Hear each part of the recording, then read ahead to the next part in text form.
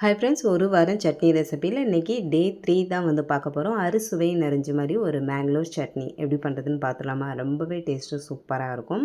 கடாயில் வந்து எண்ணெய் சேர்த்துட்டு எண்ணெய் நல்லா சூடானதும் 1/4 ஸ்பூன் வெந்தயம் போட்டு தாளிச்சிருக்கேன். அது நல்லா பொரிஞ்சதும் ஒரு பெரிய சைஸ் வெங்காயத்தை வந்து கட் பண்ணி சேர்த்துருக்கேன். வெங்காயம் வந்து கலர் மாற வேணாம். சின்ன வெங்காயமாக இருந்துச்சு அப்படின்னா 2 சேர்த்துக்கோங்க. இது கூடவே ஒரு கொத்து கருவேப்பிலை, ஒரு சின்ன துண்டு இஞ்சி தோல் எடுத்துகிட்டு கட் பண்ணி சேர்த்துக்கலாம். ஒரு சின்ன நெல்லிக்காய் சைஸ் புளி, ஒரு தக்காளி இதெல்லாம் போட்டு லைட்டாக வதக்கி விட்டுறேன். இது கூடவே 1 டேபிள் ஸ்பூன் அளவு பொட்டுக்கடலை சேர்த்துக்கலாம். காரத்துக்கு ஏற்றாப்புல மிளகாய் தூளும் சேர்த்துக்கோங்க.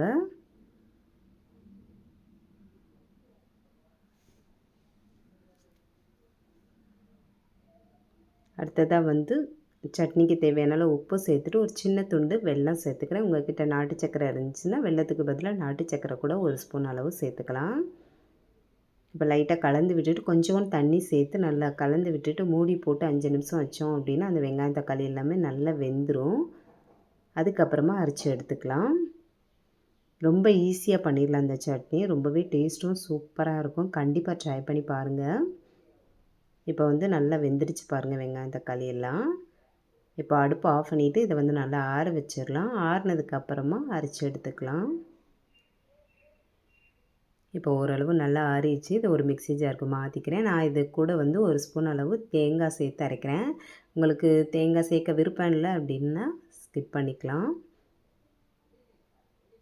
கொஞ்சோண்டு தண்ணி சேர்த்து நல்லா அரைச்சி எடுத்துகிட்டு வந்துடலாம். இந்த அளவுக்கு அரைச்சிருக்கேன். இப்போ இது ஒரு பாத்திரத்துக்கு மாற்றிட்டு எப்பவும் போல் கடைசியாக தாளித்து விட்டுடலாம்.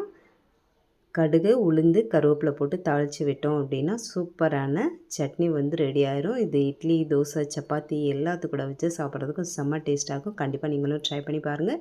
இந்த வீடியோ பிடிச்சிருந்தா லைக் பண்ணிக்கோங்க. மறக்காமல் பெனிட்டா சமையலை சப்ஸ்கிரைப் பண்ணி வச்சுக்கோங்க. நாளைக்கு இன்னொரு சூப்பரான சட்னி ரெசிபி வீடியோவில் பார்க்கலாம்.